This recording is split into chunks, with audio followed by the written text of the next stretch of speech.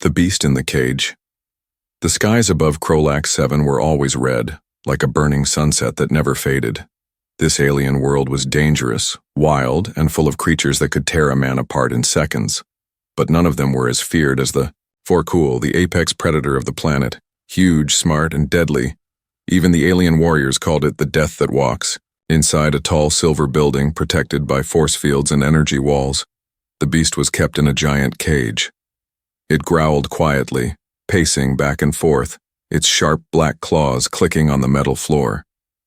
Every time it looked at someone, they stepped back.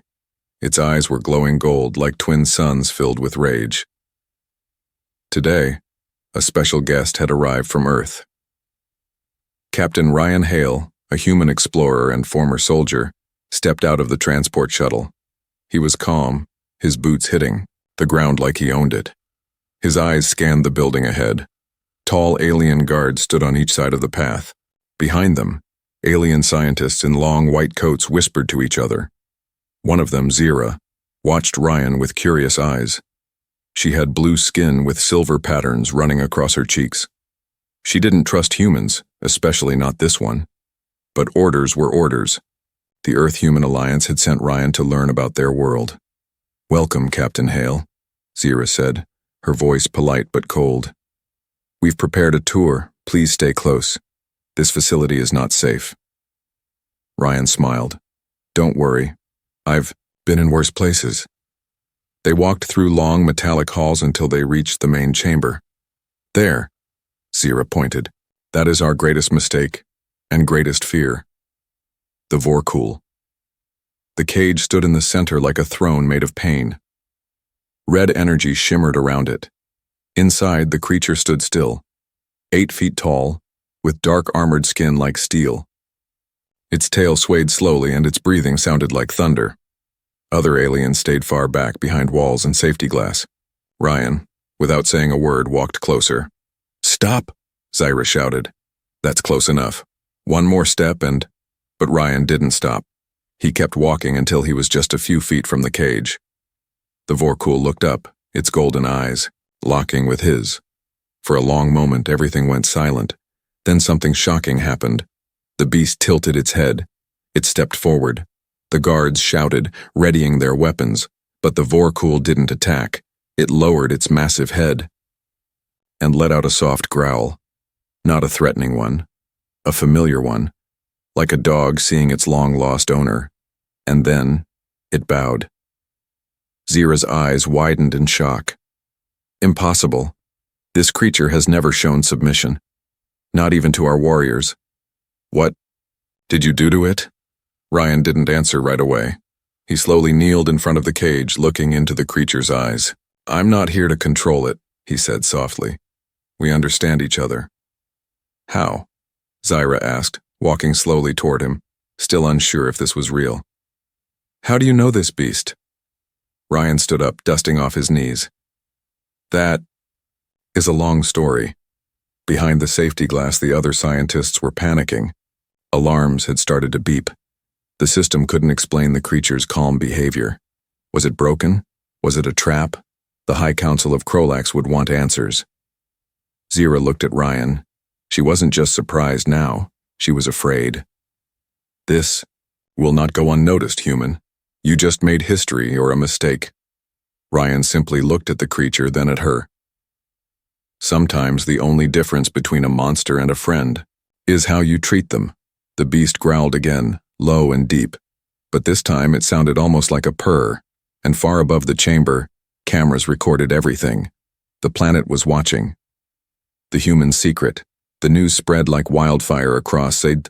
Krolax 7A human had walked up to the most dangerous creature on the planet, and it bowed to him. The council was furious. Scientists were confused. Warriors felt insulted. But Zira, the alien researcher who witnessed it all, felt something else. Curiosity. That night, while others were still debating, Zira took action. She slipped into the shadows, her glowing suit dimming as she sneaked past guards and sensors. She had one mission, to find out who this human really was. Captain Ryan Hale had been given a room in the diplomatic quarters, a sleek metal space with soft lights and a wide window that showed the red sky outside. Inside, he was kneeling, not in battle stance but gently, feeding something. Zira silently activated her cloaking and watched through the glass. At first, she thought it was a strange alien pet. But then her eyes widened. It was a baby Vorkul, smaller but clearly the same species. Dark armored skin, glowing golden eyes, but its body still growing. The creature nuzzled Ryan's hand like a pup, licking his fingers softly. Zira's breath caught in her throat. Her world had taught her one truth since birth. Vorkul can't be tamed, not by anyone, not even their own kind. But here it was. Trusting a human like a child, trusts a parent. Ryan suddenly spoke, as if he knew. She was watching. She was dying, he said softly without looking up. Wounded, left behind, no one helped her, so I did. Zira deactivated her cloak and stepped inside, shocked and silent. Where did you find it? She finally asked. Ryan stood and looked at her. Years ago, on a border moon. Krolak's hunting team left her to bleed out. I took her, raised her. Zira's voice trembled. You didn't train her. You raised her? Ryan nodded. To her, I'm family, and the big one in the cage, that's her mother. Zira's knees almost gave out. That beast recognized your scent through bloodline. That's why it bowed. Not because you control it, but because you cared for its child. Ryan stepped aside and let Zira come closer. The baby Vorkul sniffed her hand. It didn't bite, didn't growl. It blinked, tilted its head, and leaned in. She doesn't hate you, Ryan said. She just doesn't know fear yet. And maybe she never will. Zira sat down, still in shock. If the council finds out you've kept this hidden, they will destroy her, Ryan said quietly. And her mother too. Why? Didn't you tell us? She asked. Would you have listened? He replied. Zira had no answer. Her people feared the Vorkul so much that they never imagined another way to live with them. She looked at Ryan, then at the creature. You didn't just survive our predator. You changed it. Ryan gave a small smile. Maybe she changed. Me too. Suddenly an alert blared across the base. A red light flashed overhead. Zira stood quickly. They found out. Ryan picked up the baby Vorkul and held it close. Then we don't have much time. The doors outside hissed open. Zira looked at him. Come with me. I'm not sure why, but I want the truth protected. Together, they disappeared into the dark halls of the alien city, carrying with them a secret that could unite two species or start a war. The Council's fury. The next morning, the sun never rose on Krolak 7. Thick black clouds hung over the capital city, like the planet itself was holding its breath. Inside the council spire, the most powerful aliens gathered under a dome of swirling lights. 12 robed figures sat in a circle, their faces hidden behind silver masks. At the center stood Zira, alone, and beside her stood Captain Ryan Hale. The massive doors locked behind them with a hiss. Silence filled the room, broken only by the soft growl of the Vorkul mother, who waited outside in a secure force cage, already stirred by the energy in the air. The council speaker stood. You brought a human who dares to touch the cursed beast. Do you understand what you've done, Zira? Zira stayed calm. Yes, I understand. I've witnessed something that none of us thought was possible. Another voice barked, Blasphemy. That creature killed thousands of our kind. It cannot be tamed. Ryan stepped forward, his voice steady. I didn't tame it. I earned its trust. A pause. The council members murmured behind their masks. The speaker leaned forward. You bonded with a young Vorkul, kept it hidden, and brought it back to our world. That is a violation of our ancient laws. Ryan didn't flinch. If your laws punish kindness, then maybe they need to change. Zira gasped quietly. Even she wasn't ready for that bold of a challenge. But Ryan wasn't backing down. Suddenly, the chamber lights blinked red. Security systems lit up across the floor. The Vorkul was moving. Outside the glass walls, the massive beast had broken free of its restraints. Guards raised weapons. Alarms blared. Panic broke out. The beast didn't charge. It didn't roar. Instead, it walked slowly toward the chamber window and sat, like a loyal dog waiting for its master. Ryan turned to the council. "Does this look like a monster?" The speaker's hands trembled. One of the elders whispered, "This cannot be real." Zyra spoke loudly now, her voice clear. "You trained us to hate this species, but not once did you ask why it attacks. Not once did you ask, what if we started it?" A younger counselor rose. "They respond to threat with rage, but when shown care, they respond like us." A sudden crash echoed outside. The baby Vorkul, the one Ryan had hidden, had broken out of the shuttle and was now standing beside its mother. 2 generations, one raised by fear, one raised by love. The contrast was undeniable. The speaker stepped back and said coldly, "This bond, this human weakness will bring war. Our people will not accept it." Zyra walked forward.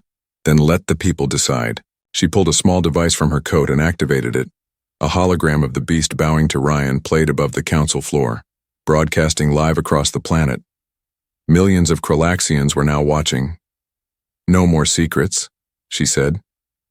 "Let them see what fear kept hidden." The chamber fell silent again. Then from far away, on thousands of screens, came something unexpected. Applause. From warriors, from scientists, from children watching across the stars. One voice rose above the rest. Let the human speak. Now the world demanded answers, and Ryan had only just begun to tell the truth. Hunted by their own. The cheers didn't last long. By nightfall, the city lights of Krolax 7 had dimmed. The streets were quiet. Too quiet. Deep beneath the city, inside, the shadows of old war bunkers, Zyra and Captain Ryan Hale sat in silence. Beside them, curled in sleep, was the baby Vorkul, soft, breathing slow, unaware of the storm outside. Above ground, the council had made a decision. Ryan was to be arrested, the beast was to be destroyed, and Zyra declared a traitor. Zyra paced the bunker's floor, her silver eyes filled with anger and fear. "We showed them truth," she said, "and they still chose fear." Ryan sat against the wall, tightening a bandage on his arm where a guard had grazed him during their escape. "They weren't ready," he replied quietly. "People don't change because they see something new. They change when it becomes personal." Suddenly, a loud thud echoed through the tunnels. Zyra froze. "They've found us." Multiple signals appeared on her wrist pad. At least 10 heat signatures. Elite hunters. Krolax's Shadow Patrol. Ryan grabbed a stun rifle from the supply crate. "We run?" Zyra shook her head. "Not fast enough." Another growl rose from the tunnel's edge. Not from the patrol, but from deeper in the dark. The Vorkul mother had returned, without breaking a single wall, without triggering sensors. She had tracked Ryan down through scent, sound, and something deeper. She stepped beside him now, her body blocking the tunnel's entrance, her yellow eyes glowing in the dark. Zyra whispered, "She's not just protecting you, she's waiting for your command." Ryan looked at the beast and shook his head. No commands, only trust. Then he turned to Zyra. "Let's give them a message they'll never forget." The patrol team entered with stealth, their visors scanning the darkness. "Target is near," one said. But what they saw was not a man running. It was a human standing firm, and behind him, an apex predator, silent but poised like a blade. The moment stretched. One guard shouted, "Open fire!" Too late. With one thunderous roar, the Vorkul leapt, but didn't kill. She moved with precision, knocking weapons away, pinning guards without crushing them.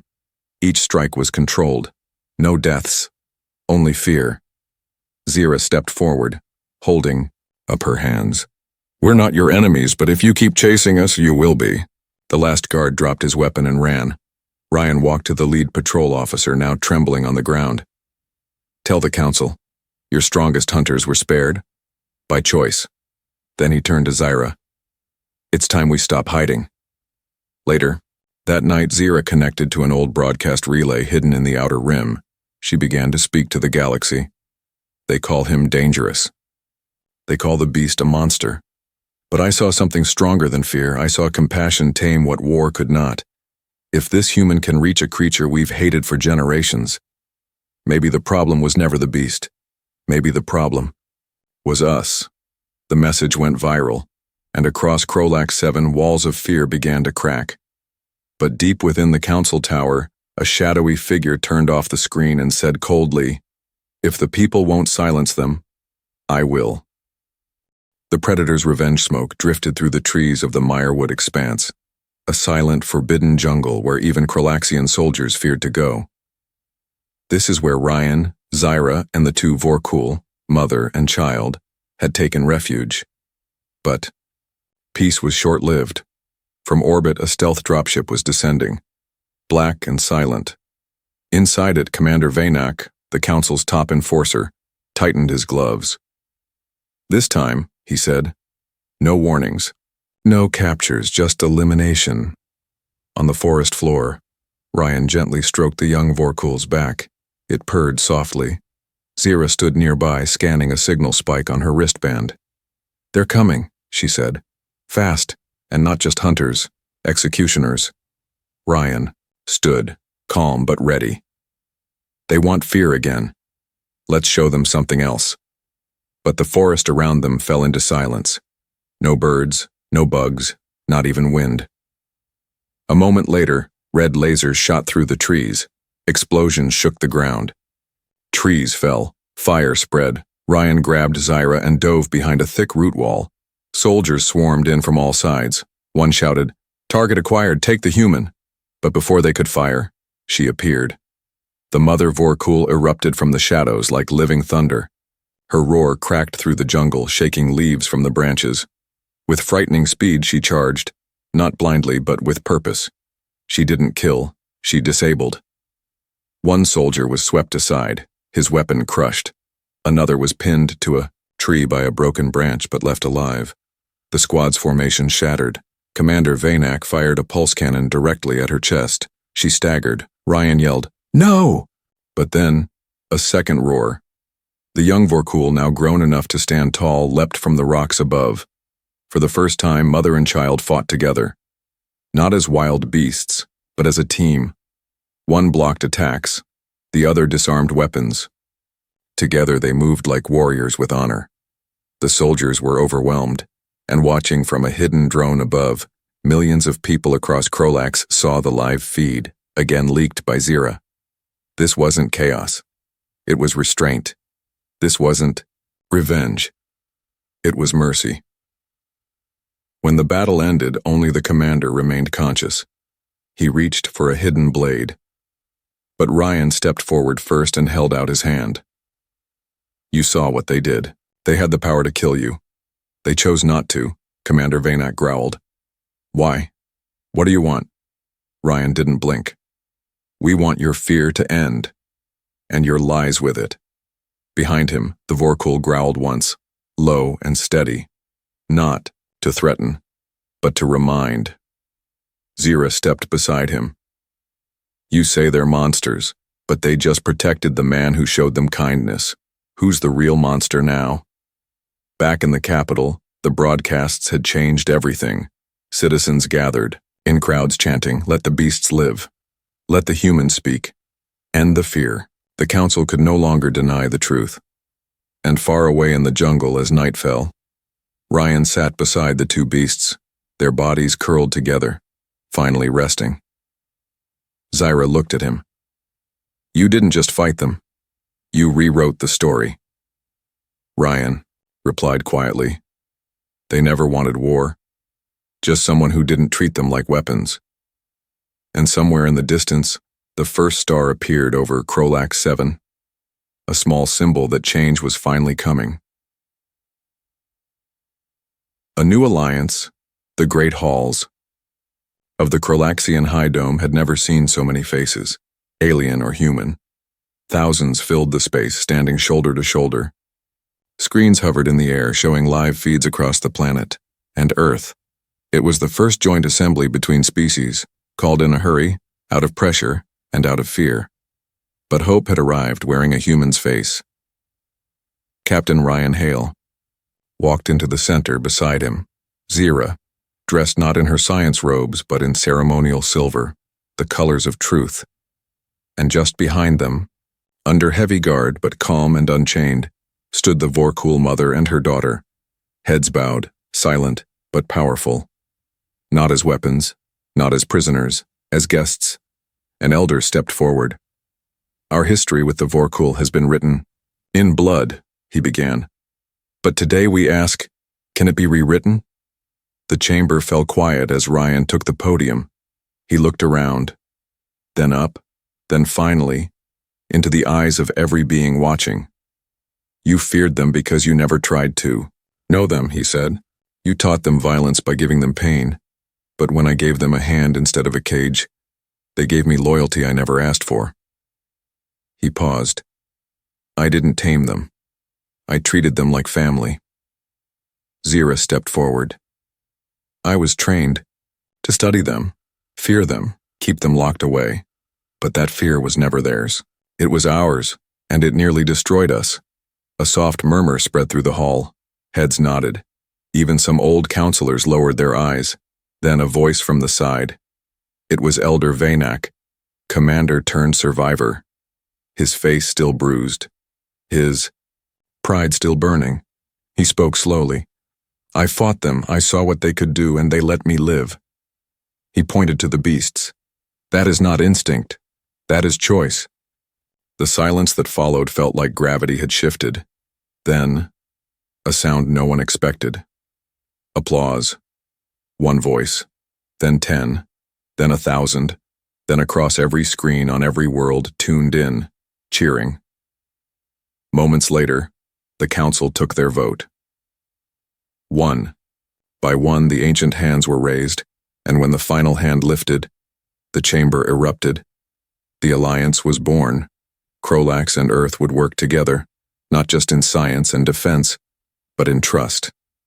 And the Vorkul would be declared a protected species, no longer hunted, no longer feared. That night, under the twin moons of Krolax 7, Ryan stood alone outside the embassy, watching the stars. Zira joined him quietly. How does it feel? She asked. Like a storm just passed, he replied. And I'm still not sure if another one's coming, she smiled. We can face the next one together. Behind them, the two Vorkul walked through the open field. Free. No chains, no walls, just sky. But in a hidden chamber far across, the stars, a cloaked figure stared at the broadcast feed. Their voice was cold. You taught the beast peace, human. Let's see if it still remembers war. The girl who once feared. The capital of Krolax 7 had changed. Where once there were statues of war and walls of warning, now stood glowing banners of peace. Children, alien and human, ran together under the red sky. Markets buzzed with voices, in many languages. And at the center of it all, a statue was being built.